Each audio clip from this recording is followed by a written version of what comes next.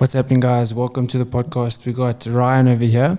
This podcast is sponsored by Fabian Bicycle Transports.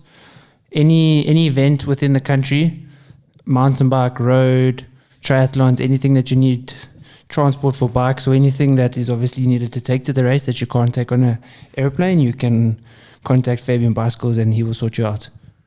Bro, thank you so much for coming through, and thank you so much for obviously taking the time just to be here. Of course, man. Yeah, thanks so much for having me. So, Ryan, we actually went to school together, but do you want to introduce yourself? Yeah, I did go to school back in the day. My name's Ryan Gibbons. I'm a road cyclist, currently riding for NTT Pro Cycling to the end of this season. I'm the current Road South African champ, so I get to wear the flag with me and, live overseas most of the year. Cycling is quite a European sport. You have to be based in Europe for the majority of the season, and that's me. Where in Europe are you based? So I was in Italy for about 4 years. Now I'm in Spain, just north of Barcelona, in a town called Girona. What's nice about it, it's very Mediterranean, so the weather's quite good all year round. It's close to airports, so travel's quite easy. You've got Barcelona Airport, which flies pretty much everywhere in the world, and Costa Brava, which is right there. And for all the non-Europeans, the Americans, Australians, kind of English speakers, they kind of make that their hub because, when I'm at a bike race, your partners, wives, families, whatever, you need community. So Girona, that part of the world, is the best place to be. So it's majoritively English people from around the world? Yeah, exactly. English speaking. And, even we're living in Italy, you try and get Wi-Fi installed, you try and get your aircon sorted, and it's such a nightmare. And, you pick up on the language, you have to, but it's hard, where kind of Girona is very English speaking, so it's easy life. And the altitude there? So where I am is sea level, so it's quite conducive for training, but obviously with endurance athletes, you want to train at altitude if possible, but the mountains are right there. So what's so nice about this is if I want to go 50 k's to the south, I'm at the coast on flat roads. If I go 50 k's to the north, I go towards Pyrenees, Andorra mountains, and you can get to probably 2,000 meters above sea level within 100 k's. Sure. And obviously, is your team majoritively there? Not actually. So the thing is, that my team is European based. I mean, we've got, I think, 15 different nationalities. And what's so nice about Europe, it's the same as like getting on a domestic flight going from here to Cape Town, here to Durban. You're an hour away from anywhere. So we have training camps together where the guys are together, but training camps and that sort of thing. But kind of you have your race program and you fly into wherever it might be, Poland, France, and kind of you meet your team there. And then when you're done, you fly and you're back in an hour and a half. Yeah.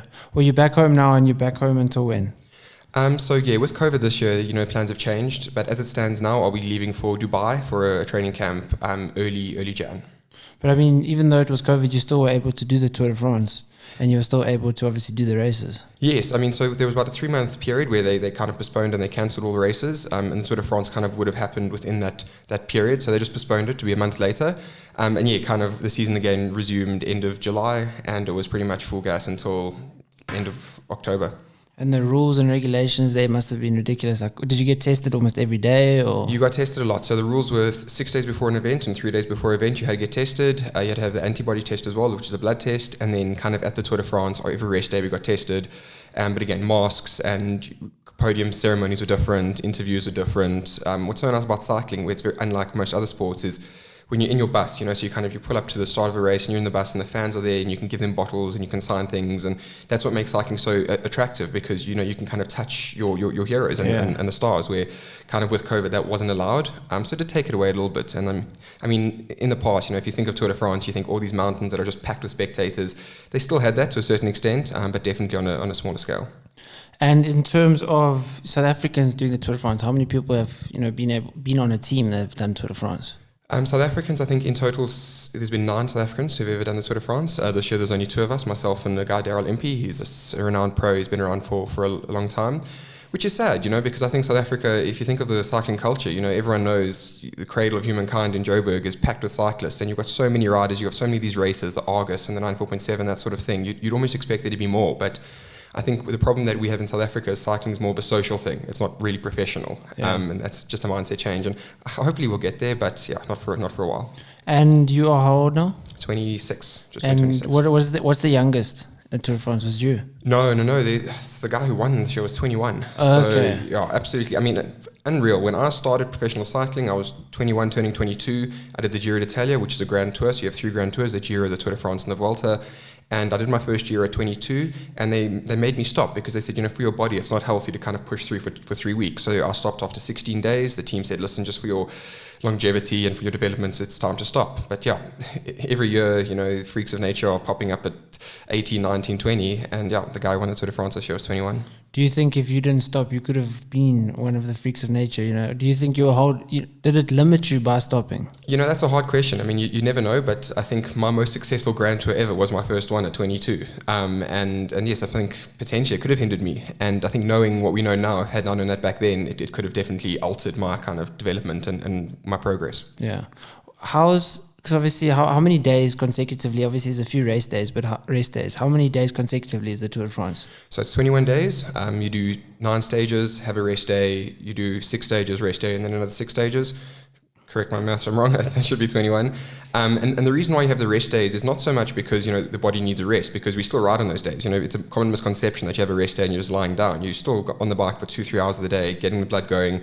It's more just for transfers. You're in the south of France and you get to the north of France, and at the Tour de France there's 8 riders, but you've got 25 support staff, and that's bus drivers, mechanics, soigneurs, people are making you food, doctors, that sort of thing, and they also need to transport all that from place to place. So I go to the Tour de France, I'm one rider, but I've got probably 5 bikes that are for me, and each rider's got that, so you've got to transport all of that and just the logistics around that. So that's what the rest days are really for.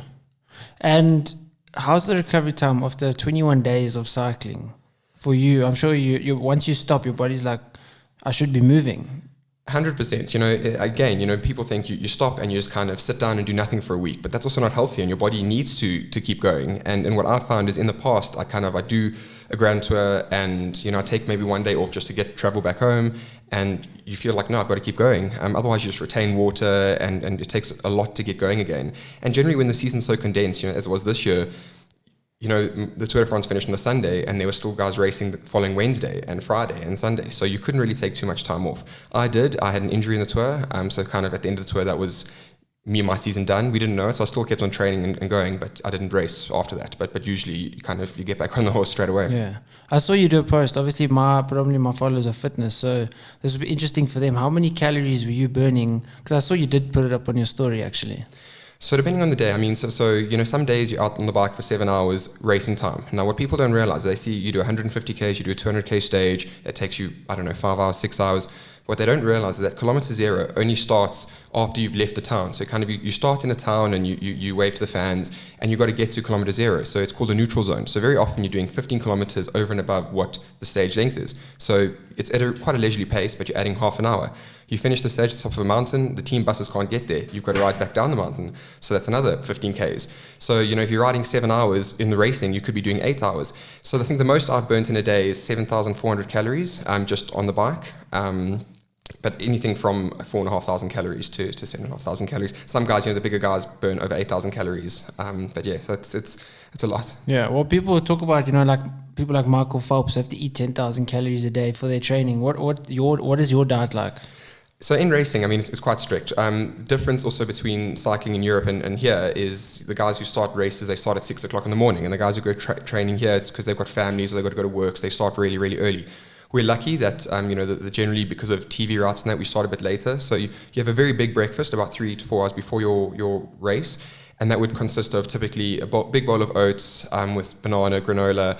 You'll have then a big bowl of pasta or rice, depending on your preference, 3 egg omelets, and then, you can still snack eggs, tuna, bananas leading up to the stage. It's all clean food. It's not like to get in the calories eating dirty stuff, because then obviously your energy is just going to drop. 100%, and that's another thing, it's calories are calories at the end of the day, but when it comes to endurance and performance like that, it's got to be very clean and it's got to be healthy in your gut, because, if my stomach's trying to digest processed food on stage 3, stage 4, my stomach's not great, kind of by stage 7, 8, I'm going to be taking strain. Yeah. And, like after 21 days of cycling, have you lost a lot of body weight at the end? Because most of your day is cycling. Where do you replenish the calories? So you do.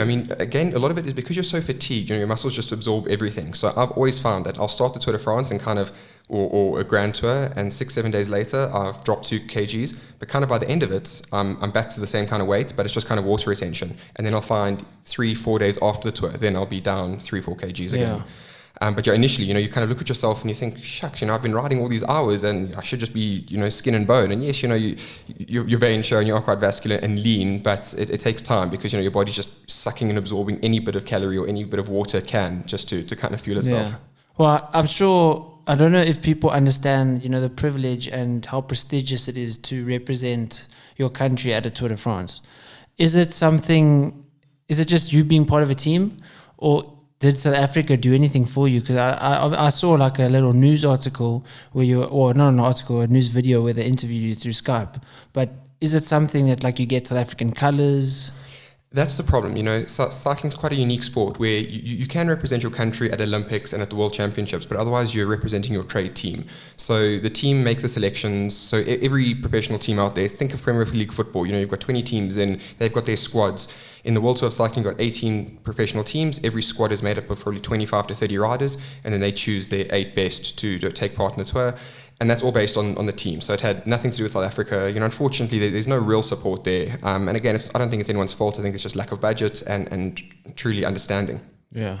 Well, in South Africa, as you say, it's definitely something that's more, it's people just trying to be a little bit more active on the weekends. It's not people that are doing it for a living. And unfortunately, with our roads, with our taxis, with the terrible drivers that we have, we were actually talking about this before, is there's no real place for you to go and train. So now that you're back and you're going back next year, it'll be interesting to see where would you go in South Africa? Where's the best place for you feel, that kind of equates to what you would get in Europe? It's chalk and cheese, you can't really compare it. I mean, I've been based in Europe and Italy the past 4 years and then the last year and a half in Spain. The roads are so safe and I leave my house and 5 kilometers later, I don't see a traffic light, I barely see a car, I'm in the mountains. We don't have that here, especially in Johannesburg. That's where my family is, so I do spend most of my time here. The benefit of it is altitude, being 1,500 meters plus above sea level.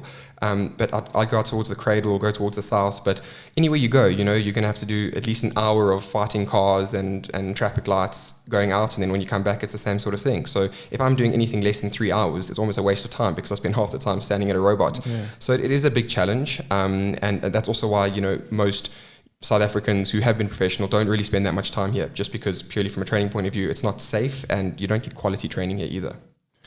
For yourself, in terms of your training, is it predominantly obviously just being on a bike? Does your team, you obviously have a coach that kind of guides you and tells you what to do. Do you do swimming? Do you do running? What other sports or even activities do you incorporate? So in the off-season now, kind of this period where there's no races for the next 2 months, 2.5 months, I do a bit of running, cross-training, a bit of gym work. In season, I try and do a bit of gym work, but it's more just about strength and conditioning. I won't really be doing heavy weights or building a lot of muscle. I'll be doing that kind of now, because then also if you do a heavy gym session, your legs are fatigued, and then to go climb on a bike and do 4 hours is one thing, to climb on the bike and do 5 hours, but with intervals and in high intensity, it's almost, you're going to hinder. Your training, your riding isn't going to be as optimal as what it potentially could be. So unfortunately, I think it's something that we're seeing more and more, that people are trying to incorporate gym and all types of other activities to complement the cycling. But as it stands, I'd say probably 95% of every activity or exercise I do is on the bike. And now off season, do you kind of take a break, or can you, obviously how you know your body best, how quick does it take for your body to respond from a little bit of a break? So I've done the things differently this year. Normally what I would do is I'd have the end of my season. So the season kind of starts middle of Jan, and I'd be going all the way until October with a little bit of a break in between here and there. But when I say a break, I'm talking 3-4 days. And then kind of when October hits, I would take 3 weeks off the bike completely. And it's hard mentally to do that, but you kind of force yourself to just switch off. And I found then is I generally put on quite a bit of weight, and when I get going again, I struggle, and in my mind, I'm thinking, 5-6 hours, I can do that. That's not a stretch, but even doing 3 hours is hard. So what I've done this year is I never took completely off. I was still just riding, not massive hours, but still, 2 hours a day, that kind of thing, just to kind of have a bit of a core and a foundation. So now officially I'm starting this week actually with proper training again, and I feel like I'm not starting from the bottom, still a little bit heavier than I would be, and, it's going to be hard for me to go and do 200 Ks tomorrow kind of thing. I mean, I do it no problem, but it's definitely, I feel, something unique I've tried, and yeah, who knows, we'll see. I'll tell you my first race if it was the smart move or not. During the Tour de France, what is your average speed?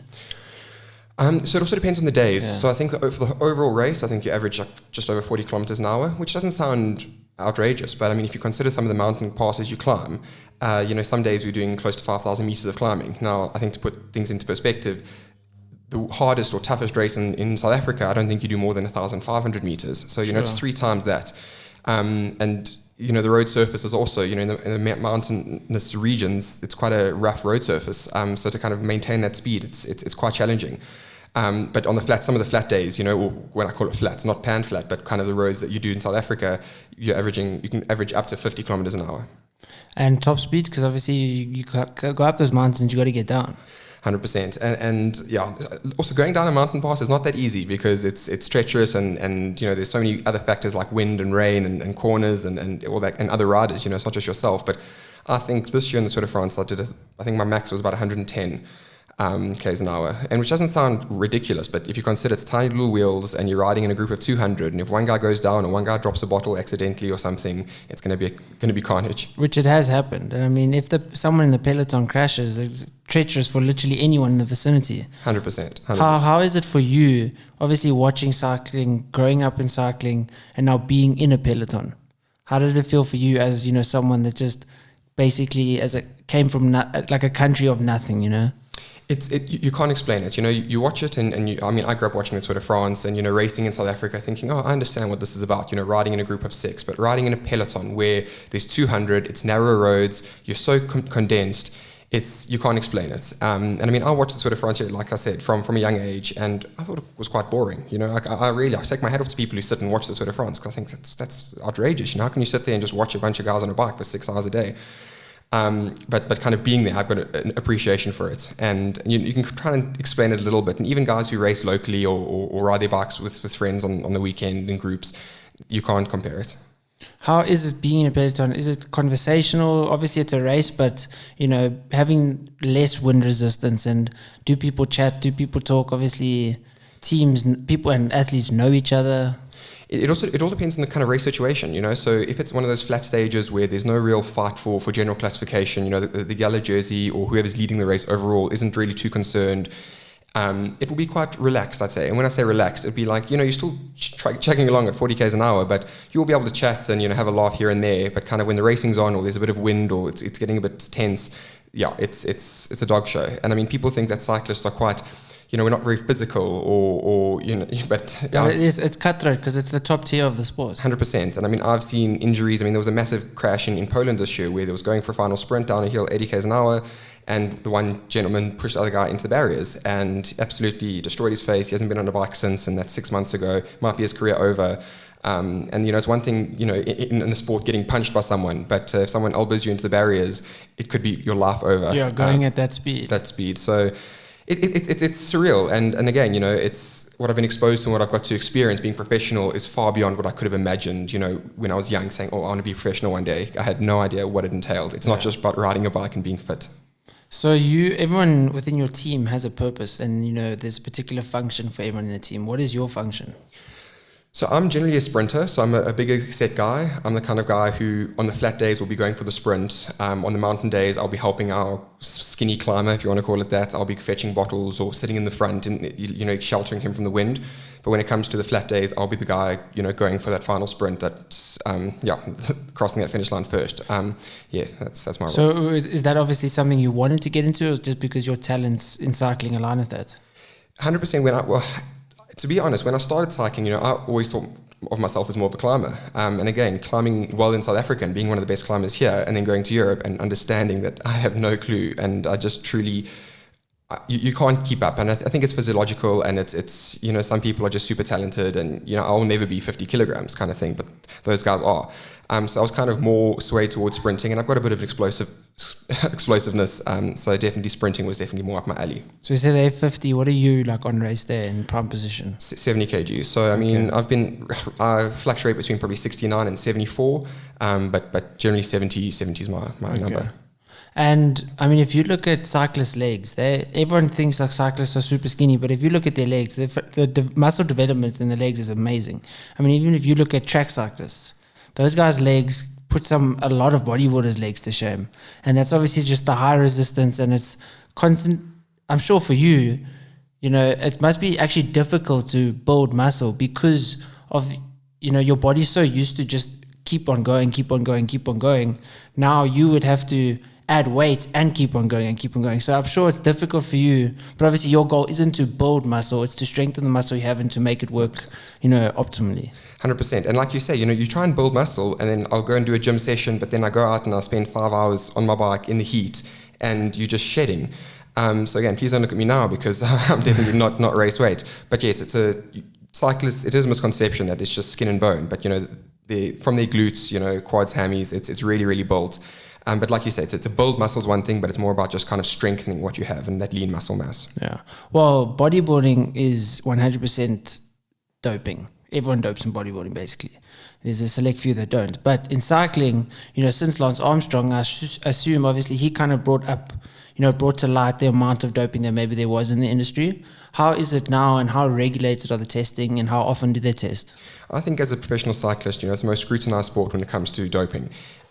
Most athletes, regardless of your field, you're on a whereabouts program, and I'm going to kind of log in every single day where I'm going to sleep, and they can come randomly. If I'm a guy who's winning 10 races, 15, 20 races a year, they're going to probably come up to my house twice a week. And blood and urine samples, and that's standard. At bike races, they test every single day. Not every single person. If you're leading the race and select, I'd say random 10 riders get tested. In the Tour de France this year, I got tested, I think, 4 times. Also blood and urine. And they are so strict that like things like Vicks Vapor Rub, if I put that on, I'm out.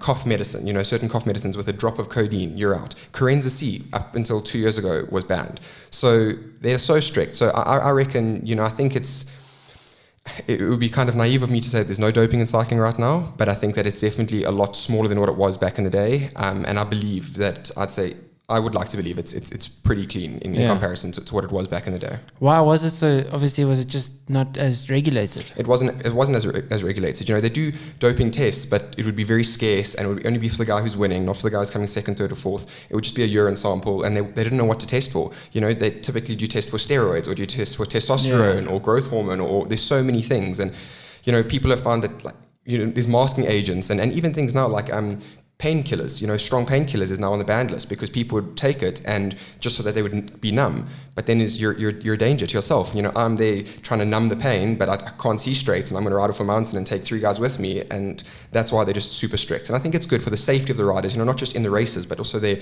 livelihoods and kind of, going down the line. You see so many professional riders back in the day who are 50, 60 now, and all of them are in big trouble. Yeah. Well, it's something that in bodybuilding obviously is not regulated because they claim natural, but they kind of, look, ignorance is bliss. Whereas cycling, it's a different story because with cycling, you are measuring performance.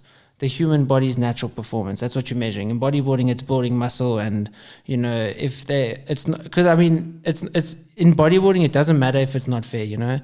It's kind of you do what you want to get ahead. Whereas cycling is you have to work hard. Not saying that like people that take steroids in bodybuilding don't work hard. Of course they do. But if you compare cycling and bodybuilding, and I actually had a guy on the other day, Josh, who actually, it's very true what he says is, there's nothing athletic actually about bodybuilding. Bodybuilding, you're going to train, but your heart rate might get to 120, 130. Maybe you do a squat, it gets to 160. Whereas if you're on the bike for 8 hours a day, what's your heart rate averaging at? I've had days where it's been a hard day, it's been hot, and you can average over 150 for 7-8 hours. And that's also not healthy. So I think, again, if you've got kind of those performance enhancers in your body, it's going to be touch and go whether you have a heart attack. Yeah. Again, the athletic side of it is that you are measuring performance. It's not measuring strength. And that's also what's the beauty of cycling is that I can guarantee you right now, the guy who wins the Tour de France every year is not the strongest. There might be someone who's stronger, who's been trains just as much, but that's why they try and remove doping from it to make it more, I want to say it fair, but just exciting almost. Yeah. Well, it's because everyone's got a specific, like you're a sprinter, so your body works in a different way that, coincides with sprinting. The people that are lighter, the people that maybe have a bit more fast twitch muscle fiber, and the people that can, their legs can just go a little bit longer on uphill. Do you find, obviously, is that the difference that you see, that like you're going on a hill, you're climbing, and your legs just kind of give up because you kind of hit that level where you're just like, I don't have the endurance for this? That's exactly it. So if you try and put the guy who wins the Tour de France or Lance Armstrong in his heyday in a sprint next to me, I'm going to win 10 times out of 10. And not to say they're not strong, but yes, they don't have that fast twitch muscle fibers and they don't have that muscle capacity, but they've got that endurance and they've got that VO2 max where they can ride at a certain threshold for longer. So the drugs that would help a sprinter would not necessarily help a climber. And a sprinter like myself, I could take performance enhancing drugs, but it doesn't mean that that's going to make me win the Tour de France. A guy who's maybe just different body type, different body structure, he might be even better than me, even me being on drugs, purely because we're just different. So yeah, it goes horses for courses. And I think back in the day when doping was so rough, it would be all dependent on what kind of your role was and what you were striving to be. Well, I was going to say something. I'm going to try to get back to it. So you basically, have a function within the team it's sprinting. What type of training do you do differently compared to someone that climbs? So the stock standard, everyone has got to get through the mountains. Everyone has got to get through the long days. So I have to ensure that I've got endurance. I've got capacity. So everyone's still doing the 6-hour days, 7-hour days in training. Everyone still focuses on doing kind of torque efforts where you're riding in a very heavy, hard gear, slow kind of cadence just to build that muscle. But where I would be then go and do, 20 sprints or 15, 30-second efforts, the short, high intensity things. The climber guys would be going and doing 1 hour at a kind of sustained heart rate or power, doing 20-minute efforts at this sort of thing, where all my focus intervals would be shorter and more explosive, where theirs is kind of longer sustained. So everybody knows, you kind of need to bleed in practice, How different is your training compared to the race day? Obviously, you're still pushing as hard. You've got a big team riding together if you do have the team riding together at camps. How different are your times? Let's say, obviously, the altitude or everything will never be identical from training to the race. But how different is your speed and your ability on the race day? Definitely speed is a lot lower in training, and that's, again, you don't have the wind resist, like drafting and that sort of thing. Typically, the length of it, so if I'm going to do a 5-hour stage in a race, you want to train for that. So the duration of training is pretty similar. Typically, I'd say 90% of bike races, it gets harder towards the end. So you kind of start, and there's a bit of excitement, and guys are going for a breakaway, and you can always count on the first 30 minutes being really, really intense. But then you kind of, it settles down a little bit, and it's quite consistent for 2 hours, 3 hours, 4 hours. And then it's kind of that last hour and a half where it really, really gets hard. Where in training, you don't really do that. You have your set intervals. So let's say a 4-hour race, you start pretty hard for the first half an hour, you do 3 hours relatively easy, and then, well, not easy, but standard, and then the last hour, you kind of pick it up again. Where in training, you kind of want to be consistent. So you want to ride at a certain power, certain effort, intensity, whatever you want to call it. You get to do an interval, you push that really hard, you have your recovery, and then you want to be consistent again. So overall, if you were to kind of take a file looking at my training versus my racing, it might be the same kind of route. I might have exerted the same amount of effort, but it is completely, completely different. And I think what people are trying to do now is trying to condition yourself. You want to train the way to race. So training is taking such a unique outlook nowadays. They try and mimic what the races are going to be, which I agree with, but it's not very practical. And unless you've got that support structure where you've got team cars following you at all times, which I can't have that in training right now in South Africa, I think that's the way forward, and that's the way to be the best. Okay. I actually remember now what I was going to say. Talent in cycling. Obviously, if you train, everyone's got relatively the same pair of lungs. But obviously with training, let's take a rugby player. Person that's got terrible ball skills, is a terrible sportsman in general, that trains really, really hard, is still not going to be a professional rugby player. As a cyclist, obviously people that are more genetically inclined to be a little bit smaller, more fast twitch muscle fibers are better. But how important, is talent in terms of even just strategy, having that instinctive strategy in cycling? How important obviously is that? And, separates, let's say, someone like you that clearly obviously has to have it compared to someone who maybe trains really hard, but they just don't cut it. That's everything. I think, the gap between in rugby, to someone who's got no ball skills is never going to be a professional rugby player. I have seen cyclists, and even a few, a handful in the professional peloton, who I don't believe are that tactically astute, who aren't that switched on, for lack of a better word, who are just strong and they train hard. But having said that, again, anyone can go out and do 6 hours a day on the bike. I can do it. Someone in their 50s can do it. Where's the difference? And that's when I think talent does come into it. But then what you also mentioned there about that racing instinct, I think that's everything. And I think that's also the main problem with South African cyclists, is that they locally who also are trying to be aspiring to be professional. They're training hard, obviously a lot less, because the typical race in South Africa is 100 kilometers or 120 versus 200 and 250 kilometers.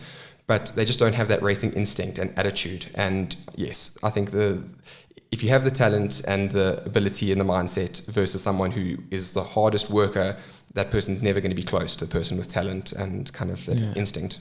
You obviously innately had, that racing instinct. Obviously it strengthened so much more once you moved overseas and started riding professionally. Definitely. I mean, I'll be honest with you, I cycled from a young age, and I wasn't bad, but I wasn't particularly good. I'd raced locally, and I even raced with you a few times, and I was never amazing. I just think it was kind of depth, and that keep building on, and then kind of getting to Europe and being exposed to it, and just being intuitive and picking it up. But I think definitely initially, maybe I was a bit biased, or I was a bit kind of blind, and I think my parents were biased towards me, saying that, no, you're good, you're going to make it. But realistically, looking back, I think if I'd seen myself 10, 15 years ago, I would have said, no ways I was going to make it. And would you say it's a lot of opportunities that you kind of just took advantage of, or is it just the fact that you were just really good? A bit of both, and this is what I struggle with, where a lot of people say, Ryan, there's so few professional cyclists, how did you make it? You just got lucky, you're in the right place, right time. And I agree with that. Every opportunity that was presented to me, I did take with both hands, but I also created opportunities for myself. And on top of that, I got to where I was, not because I was just lucky in the right place, right time, but I raced in Europe as a youngster, and I wasn't phenomenal. I'd get a podium here and there, so I was getting noticed. And then I'd come back to South Africa, and one year I was very dominant in the local scene. I won the majority of the races, and that's how I got noticed.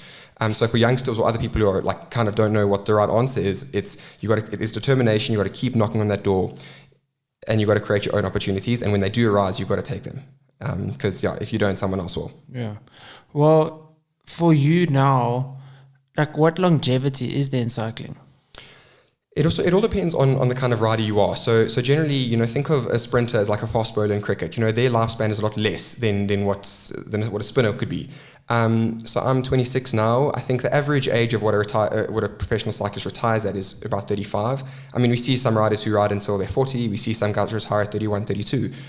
Realistically, I'd like to go for about another 5-6 years. So it will take me to early 30s, and then kind of wait and see. A big thing for me, it's not so much about can I do it for longer, it's about the compromise and sacrifice you make. If you have a family, you have a wife, you're on the road, you never see them. So many riders, I mean, the guy who came through at the Tour de France this year missed the birth of his child and missed the first 3 weeks of his child's life, and for what? Yes, it's the biggest sporting event in the world, and he got third, and he can retire now and never has to work again. But things like that, you've got to kind of weigh up what's worth it, what's not. So realistically, kind of, if my life develops or changes, then I'll make decisions. But I'm hoping to get to 32 and be able to be in the position to decide to stop. Yeah. Well, obviously, all sportsmen need to go through a stage where they're like, okay, one day I'm not going to be able to be playing the sport anymore. The money I make now, I need to obviously invest. I need to save. For a cyclist, what do they normally do after cycling? It depends on the caliber of the cyclist. I mean, I think in the World Tour, there's a minimum salary set by the cycling union. So like the FIFA in football, it's the equivalent of that in cycling. So all cyclists are doing relatively well. Yeah. The guys who are kind of in the top 10%, when they retire, they don't ever need to worry about money again. For the rest of them, you have to start kind of planning. And what a lot of guys go into is kind of coaching, go into mentorship. They start working in teams as a director. Things like commentary is a big thing.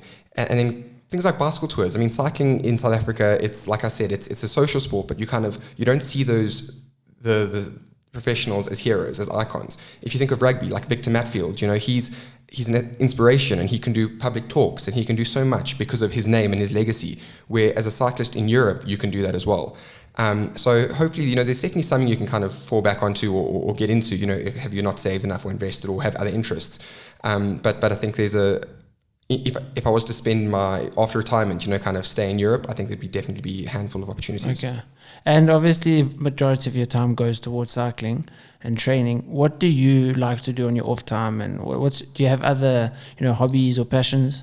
This sounds actually quite bad, especially as a professional cyclist, as an endurance, athlete and at the top tier of the sport. But I do like beer, not just drinking it, but like different types of beer. And I'm very interested in it. And I've looked at kind of brewing my own, here and there. So I'm quite interested in that. I mean, coffee is ask any cyclist and you say his passions are coffee. Other than that, any time I have off, it's just kind of for me and for my partner, because you're on the road so much. And again, you get to see the world, and I'm so privileged to do that. But when you do have that 2 days where you're at home and you're not having to train, you just kind of want to be at home. So again, it sounds quite boring or monotonous, but, watch a movie or do things like that. I don't actually have a hobby or something. Okay. That, maybe I should get into that, because I sound quite bland. But well, I mean, anyone that does something nonstop all the time, you don't want to be doing something that's physically draining when you're not doing the physically draining thing you're doing all the time. So, I mean, maybe you look at, brewing your own beer, once you got a household name within like cycling and everyone in the world knows you, go bring out your own beer. I mean, all the celebrities are doing is tequila now. That's true, yeah. I think I'll stay away from tequila for now, in the cycling. But no, that's definitely a good idea. But again, what you said, 100%, I see so often where riders have a side passion or a side hobby, and kind of that takes away from their main profession, So a lot of guys own coffee shops or own restaurants in this area that I live in. And you can see that, they've got the burdens and stresses of this. So they're sitting at a race and they're kind of, all their focus and attention is not on the race. And it costs them down the line, and they're not performing. And I think it's so important, like you say, to while you're in it, be so focused in it, because it's not a long lifespan. So you may as well capitalize and make the most of it while you can. Well, I mean, being in the top tier sport, you're making good money. As you say, you can retire after, let's say when you retire, you can literally retire from work. With that money, you can also then start businesses, and you don't have to, because I mean, you make good money. So it's not like you have to be like, okay, all this money is going to be gone by the time I retire. So if you save it correctly, you can start those businesses. You can start that beer thing then. You don't have to focus on it now. 100%, and again, then you have time. And like you say, you don't have to worry about loans or establishing yourself or kind of putting food on the table. You've got then a lump sum, you've got that capital or whatever it may be to then do it then. That's definitely what my focus would be for now. So now you're going back to Europe next year. When do you have a race schedule for next year? Obviously with COVID and everything, it's a bit unsure, I'm sure. It is very unsure. So a lot of races have already been cancelled. I mean, the Tour Down Under was a very big race in Australia. It's been happening for the last 15 years, or like 25 years, and it was cancelled now for the first time. And that was normally my go-to race in January. So that's been stopped. So now what I'm doing is a training camp with my new team in UAE. And then kind of from there, I'll probably start in Spain. There's a few races there, a few races in the Middle East I'll do, but kind of after that, I don't actually have my race program just yet. Naturally, I'd be aspiring to do the tour again, which hopefully is going to be a reality. But I don't actually know at this point what my next year looks like. So you say new team. What team were you with, for those people that don't know, for the tour? So I was with Team NTT Pro Cycling. It was the former Dimension Data. They changed their sponsor to a Japanese company beginning of 2020, NTT. They were great to me. I had been with them kind of in that bubble and under that umbrella for the past 5 years. And now moved over to? The team it's called UAE Emirates. So it's actually sponsored by, the UAE, I don't know, nation actually, who sponsored it, but it's a new team. That was a team who actually won the Tour de France, the young Slovenian guy who won the Tour de France, he rides for that team. So it's quite exciting, to joining the Tour de France winners, and they're actually ranked the top team in the world. So quite exciting. Sure. Well, bro, that's our time. So I want to say thank you very much. I want to say that anyone watching this needs to look out for you next year when you're on the tour and when you're on the podium. Appreciate that so much, man. Thank you for having me. Of course, bro. Thanks for taking the time, and thank you guys for listening.